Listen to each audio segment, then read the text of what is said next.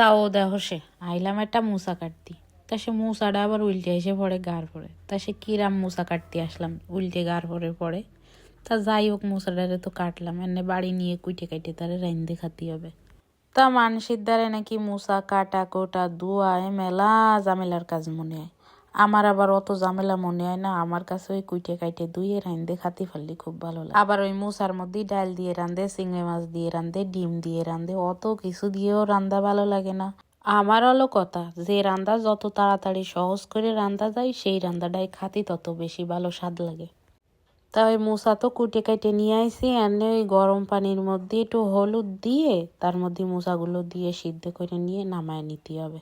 তাই হলুদ দিয়ে সিদ্ধ হলে হবে নাকি মুসাটা কালা হয়ে যাবে না, নয়তো কলের পানি যে আয়রন তার মধ্যে ওই মুসা সিদ্ধ দিলি মুসাও কালা হয়ে যাবে না। পুকুরি পানি হলি বৃষ্টির পানি হলি এতে মনে হয় একটু কালা টালা কম হয়। তা আমি কোনো সময় দিয়ে দেখিনি, কলের পানি দিয়েই দেওয়া হয়। তা মুসা তো সিদ্ধের নামানো হয়ে গেছে, আর ওই কাঁচা পেঁয়াজ মরিচ কুটে ধোয়া হয়েছে, সেই পেঁয়াজ মরিচ কয়টা বাইজে একটু লাল লাল করে তার মধ্যে একটু হলুদের গুঁড়ি একটু লবণ দিয়ে আর একটু ভাজা ভাজা করে নিয়ে ওই সিদ্ধের রাহা মুসাগুলো এর ভিতরে ডাইলে দিতে হবে, দিয়ে আর একটু নাড়াচাড়া করে ভাজা ভাজা করে নামায় নিতে হবে। এই মুসা রান্দায় আবার এই মুসার ভিতরে পানির রস রাখা যাবে না, রসটা পুরো টানায় ফেলতে হবে। ওই পানির রস থাকলে আবার খাতি ভালো লাগবে না কিন্তু।